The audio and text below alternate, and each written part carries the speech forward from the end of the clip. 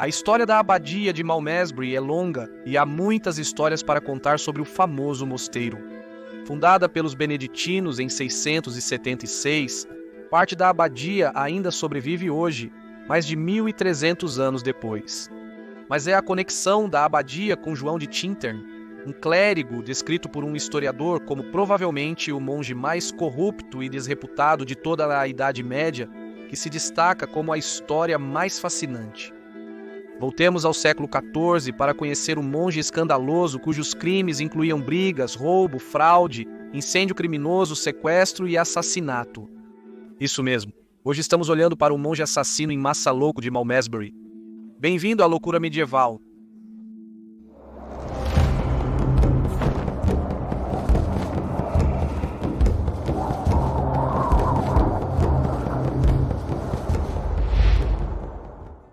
Abadia de Malmesbury.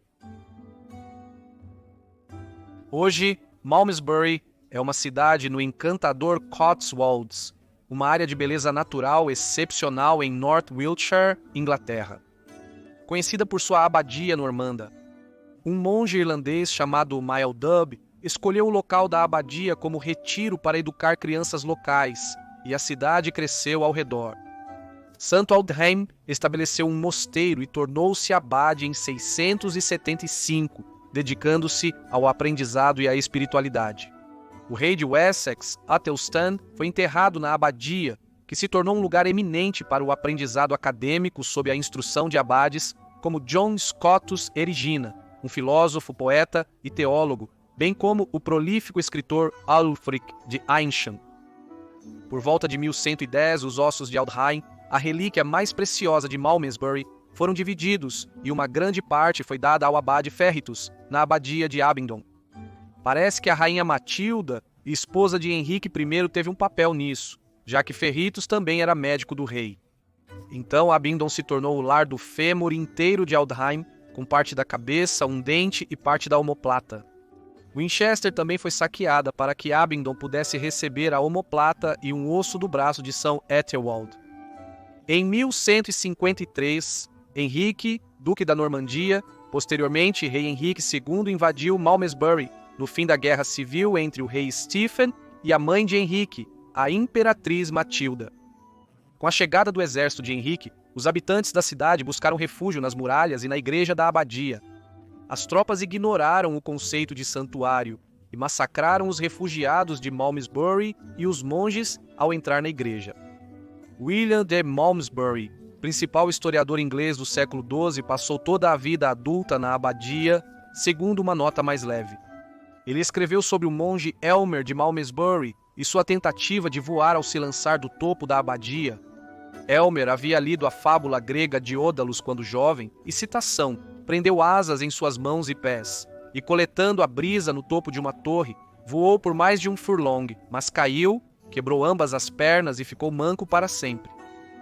Imagino que seja muito frustrante não poder voar. Começando pequeno. John de Tintern iniciou sua trajetória criminosa em 1318, quando surgiu pela primeira vez nos registros. John, ainda jovem e já monge, acompanhou William de Badminton, que se tornou abade de Malmesbury em 1296 e se envolveu em uma briga na cidade de Lechlade. Os dois homens não estavam sozinhos em sua luta. Cerca de 40 outros homens, também de Malmesbury, estavam envolvidos no tumulto. O conflito foi motivado por disputas territoriais e financeiras.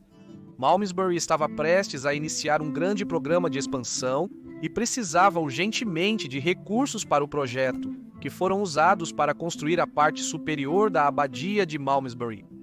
John, pelo visto, não era apenas um homem religioso e temente a Deus, mas um empresário que não tinha medo de usar quaisquer meios, incluindo brigas, para conseguir o que queria. Por sua ambição, John foi levado diante do rei Eduardo III, mas por algum motivo foi perdoado por sua mini-rebelião, e a abadia se beneficiou com uma grande seção superior construída. O esconderijo secreto. Hugh Sr. e Hugh Jr., pai e filho, esconderam grande parte de seu dinheiro com os monges em Malmesbury durante a fuga para o oeste, rumo ao país de Gales. Na época, os dispensadores estavam em alta com o rei Eduardo II, mas as coisas nem sempre vão bem para os favoritos reais medievais. E quando Eduardo II foi deposto em 1326 pela rainha Isabela e seu amante Mortimer, Hugh Jr. foi enforcado, esquartejado e seu pai foi decapitado, desmembrado e dado aos cães. Os monges enfrentavam um grande problema. Os dispensadores estavam do lado perdedor e mortos, e a abadia tinha o tesouro deles de 10.000 libras, equivalente a cerca de 9 milhões de libras atualmente. A situação poderia ser vista como um inconveniente ou uma bênção, dependendo do ponto de vista. Apesar disso, os monges não comentaram sobre a sorte que tiveram. Foi 10 anos depois que a abadia de Malmesbury se viu envolvida em uma controvérsia envolvendo a enorme soma de dinheiro, e foi João de Tintern e seu chefe, o abade, que estavam no centro do problema. Pessoas não identificadas acusaram João de certos delitos perante o rei Eduardo III no palácio de Clarendon, resultando em sua detenção. Ele foi brevemente detido em agosto de 1337 pelo xerife de Wiltshire, antes de receber fiança e ser liberado. Apenas em abril de 1338 ficou claro a natureza exata dos delitos e quanto dinheiro do dispensador os monges haviam escondido em Malmesbury, quando João foi novamente levado diante do rei em uma reunião do tribunal. Desta vez não foi por lutar, foi por citando estar em conluio com seu superior abade Ada, porque eles falharam em declarar posse do tesouro do dispensador. Surpreendentemente, os monges de Malmesbury, por motivos desconhecidos, receberam um perdão do rei, embora ele tenha confiscado os 10.000. Essa impunidade surpreende ainda mais ao considerar a quantia envolvida e que toda a receita do governo de Eduardo III entre 1330 e 1331 foi menor que 40.000 libras. Gilbert de Berwick, que por acaso era o xerife de Wiltshire, também foi citado no escândalo.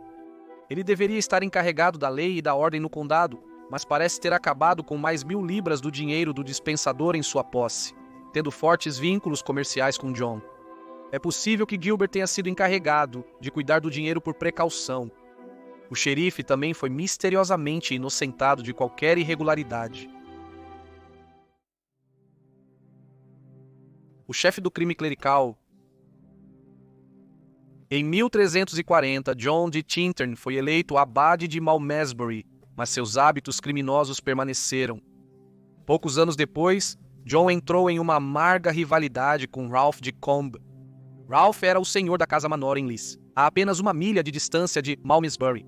John, com a ajuda de Henry de Badminton, não só cometeu incêndio ao queimar a mansão na tentativa de intimidar o senhor, mas também sequestrou a esposa de Ralph, Margaret, e a levou embora. Margaret aparentemente concordou com seu sequestro, e ela e John, um clérigo que deveria ser celibatário, passaram a viver juntos abertamente por 7 anos após o ocorrido. Ele não só quebrou seus votos de celibato, como também se tornou um adúltero. Acusações contra John de 5 assassinatos e 2 ataques incendiários foram feitas pelo povo local em 1343. Ele foi acusado de operar como um gangster nunca presente nos assassinatos, mas contratando outros, como Henry de Badminton, para fazer o trabalho sujo. Outro desses homens era um monge companheiro chamado John de Rodbourne, que diziam ser tenente do abade. Rodbourne, o mordomo monástico da abadia de Malmesbury, contratou outro assassino de aluguel, Richard Talbot, apesar de sua posição. Saindo impune de um assassinato. Uma investigação oficial do governo sobre as negociações de John começou em 17 de março de 1343. Foi liderada por Robert Parvin, um juiz sênior. Após ouvir as evidências, Parvin considerou o caso contra John forte, levando o rei Eduardo III a ordenar a prisão dos Abbots.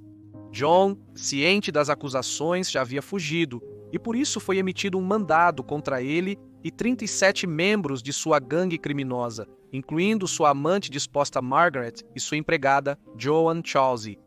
Eles acabaram sendo capturados e levados a Londres para julgamento. Quando capturados, Os motivos para os assassinatos pareciam ser incertos, exceto no caso de Robert Phillips de Brinkworth, inquilino da abadia de Malmesbury. Em setembro de 1331, John e Gilbert de Berwick agiram contra Robert, apreendendo suas terras e o prendendo. No entanto, Robert estava condenado quando foi libertado, e os homens tentaram matá-lo em 1332. Segundo documentos do King's Bench, John queria assassinar Robert para dar suas terras ao seu velho amigo Gilbert. Em uma das acusações contra ele, John foi acusado de quebrar e atear fogo na segunda-feira, após a festa da purificação da bem-aventurada Maria, e sequestrar Margaret, com a ajuda de Henry de Badminton. O xerife Gilbert de Berwick, que havia cuidado de parte do cofre de guerra do Despenser, também foi acusado de conluio no assassinato de Robert Phillips, junto com John de Roborne, que se apropriou de Richard Talbot, um perturbador comum da paz e assassino conhecido. Dizia-se que John usou os serviços de um George Salliman para espancar e matar homens, e William Balsam, um monge renegado que também foi nomeado como cúmplice. Era óbvio que John era culpado de todo tipo de delito e transgressão perpetrada, e o tribunal até aceitou isso como um fato. Mas, surpreendentemente, ele também foi perdoado e libertado, mas apenas depois de ter pago uma multa enorme de 500 libras. Uma consciência culpada. A causa exata da morte de John of Tintin em 8 de agosto de 1349 é indeterminável. Embora o ano de sua morte esteja bem no meio da epidemia da peste negra, então há uma grande chance de que tenha sido a peste que o levou. Os arquivos do Vaticano nos dão uma pequena visão da mente de John e como ele pode ter tido uma crise de consciência antes de sua morte. John solicitou ao Papa algo conhecido como indulgência. Essa prática religiosa permitia a uma pessoa obter a absolvição de todos os pecados pela Igreja no momento da morte. Era uma transação normal durante a Idade Média e era concedida em troca da oferta de dinheiro. Isso significava que John podia comprar o perdão de todos os seus pecados e, dado a quantidade que havia cometido, supõe-se que sua doação à Igreja foi generosa. Obrigado por assistir a este episódio de Loucura Medieval. Inscreva-se se está gostando dos vídeos. Nos vemos na próxima semana para mais um. Até lá, tenha uma ótima semana. Saúde!